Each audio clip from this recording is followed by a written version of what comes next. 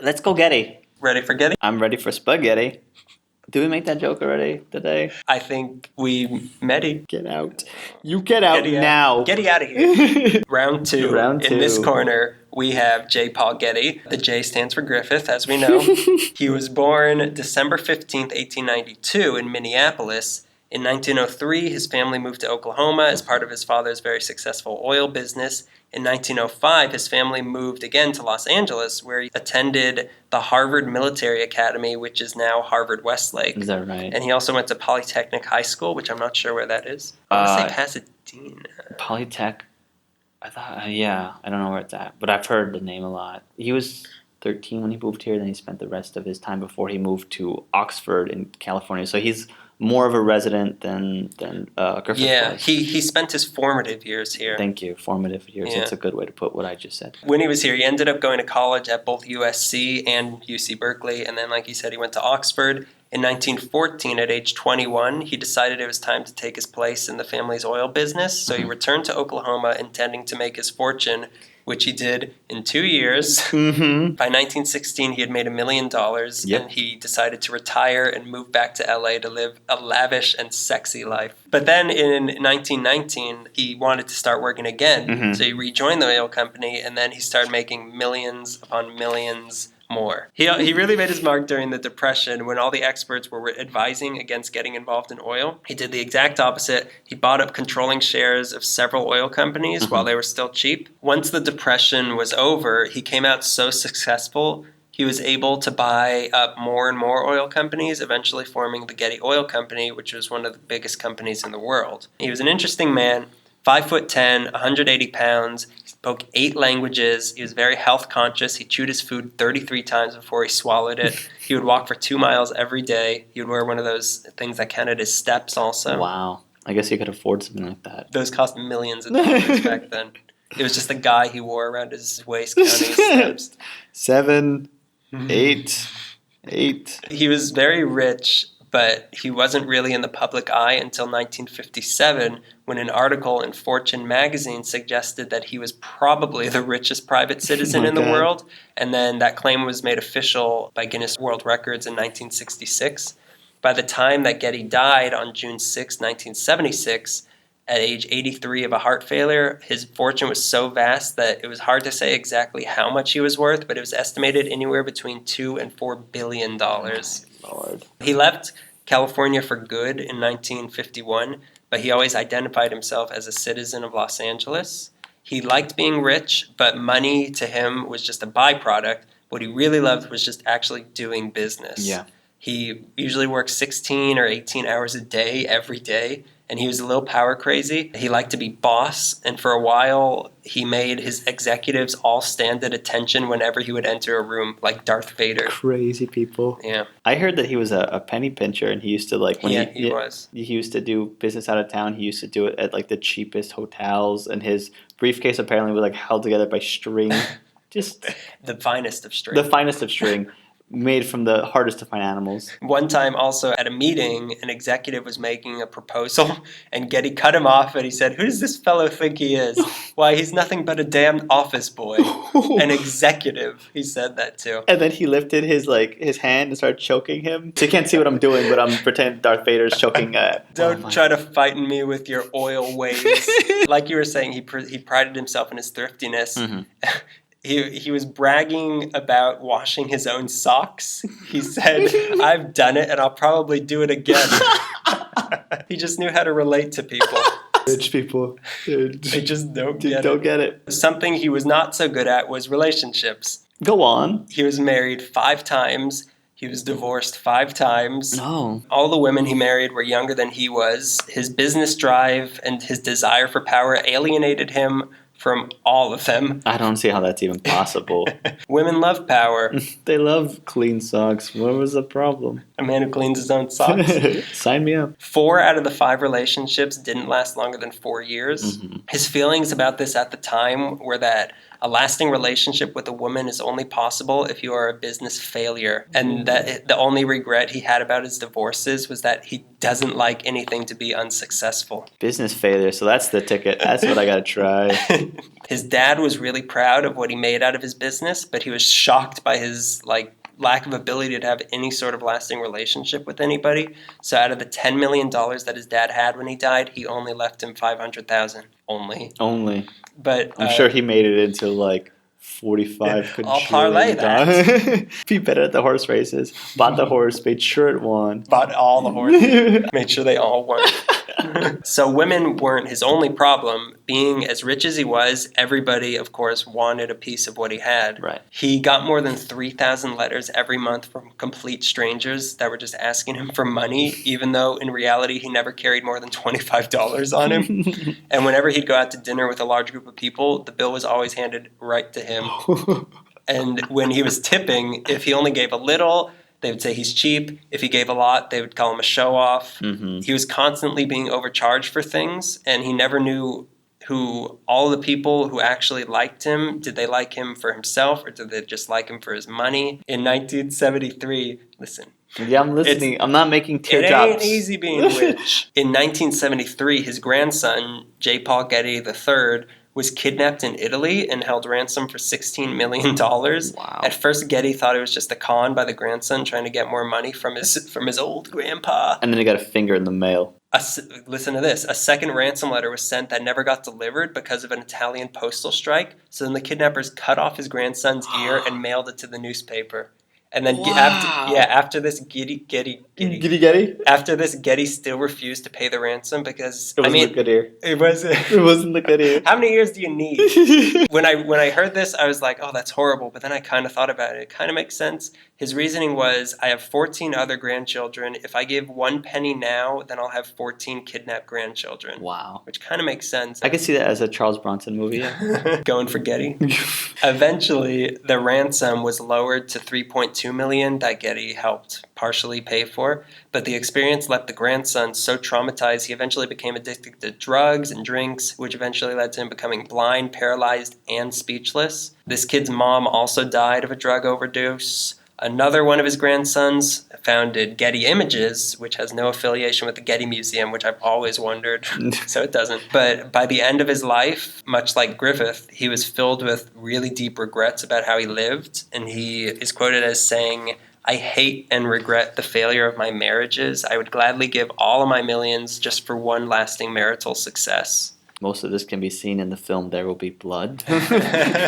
In the end, he beats... I don't want to spoil it. So Getty was also a slightly prolific writer. He had a lot of witticisms. I bet. He was famous for saying, the meek shall inherit the earth, but not its mineral rights.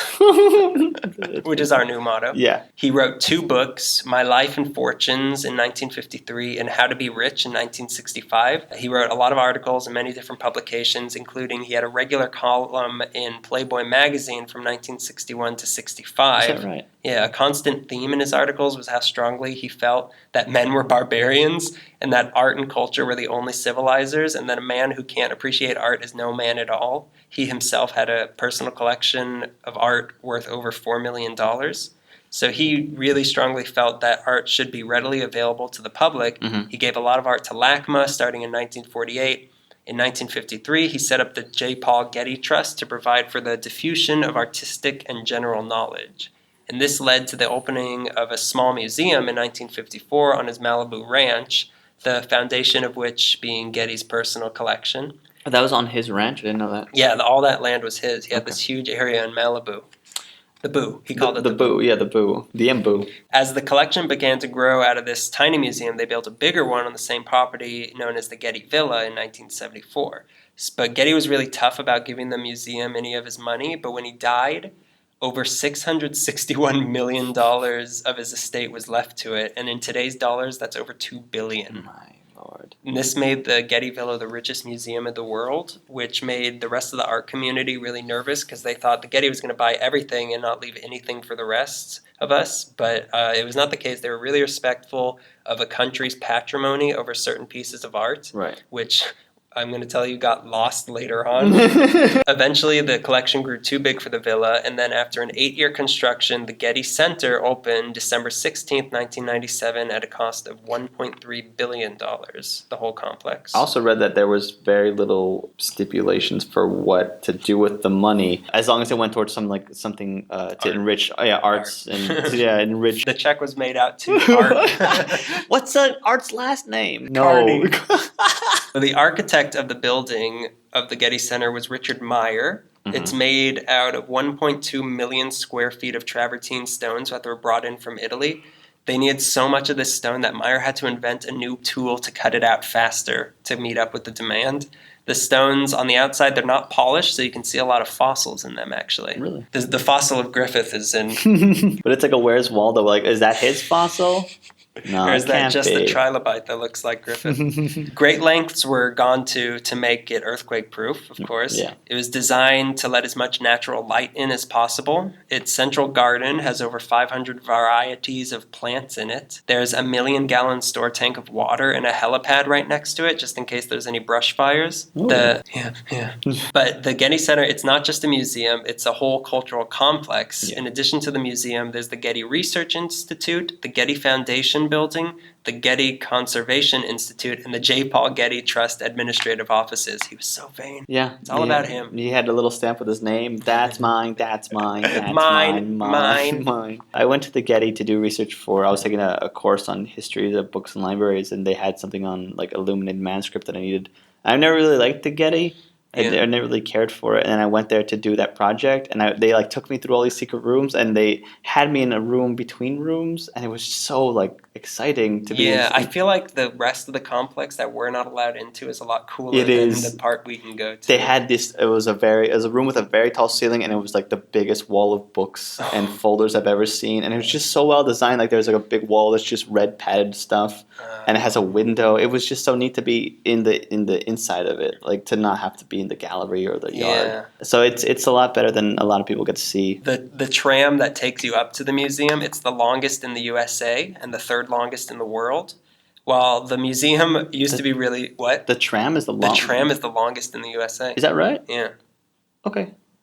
Unless Disneyland? No, it said the longest tram. Okay. If anyone challenges that, I'm just thinking I guess that's the problem is I always underestimate how long it is. Disneyland is a monorail. You're the smartest person I know right now. How about now? You lost it. So while the museum, they used to be, like I said, they used to be really strict with their integrity. The standards got a little lax, and it developed a history of not being strict enough when it came to buying things that could have potentially been obtained illegally. Mm-hmm. And this culminated in the late 90s and into the first decade of the 2000s when Italy and Greece took the Getty to court after they refused to return several items that they were accused of buying from sources that had stolen and smuggled them out of their native countries. And eventually the Getty, they agreed to return 40 of the 46 items in question. All the charges were dropped, but relations with Greece and Italy were very severely strained. Nowadays, the Getty is very culturally oriented, and while the collection might not be the most impressive, the place itself is very alive. Yeah. They show a lot of classic movies at their theater. I watched Elvis movies there. Oh, that's right. Getty loved Elvis. They have free outdoor concerts. They have live theater, lots of talks and lectures. They have the Saturdays off the 405 where there's live music and food and drinks out there. They have a really cool Twitter and Tumblr page that gives you a lot of art news and a lot of just different things. The museum is free, but $15 to park there, $10 after 5 p.m.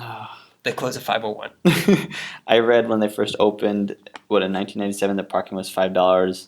And I was kind of like, oh, remember when parking was $5? But I could think in 1997, I would have been furious too. Like, $5? $1997. It's a very lovely place. I don't like it as much as the observatory, but it's in a nice spot.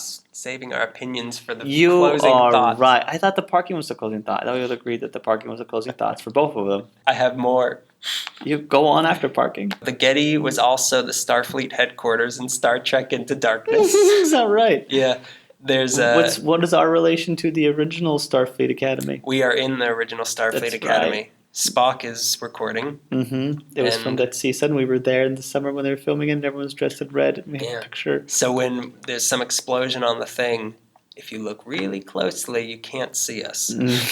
There's also a picture somewhere out there of Getty with Ringo Starr that I couldn't find, but I really want to see. We have to find it. In this fabricated rivalry, one voter has already chosen sides. A 125-pound mountain lion named P22 that used to live in the Santa Monica Mountains. Hey, it's a beautiful name. You don't know their culture.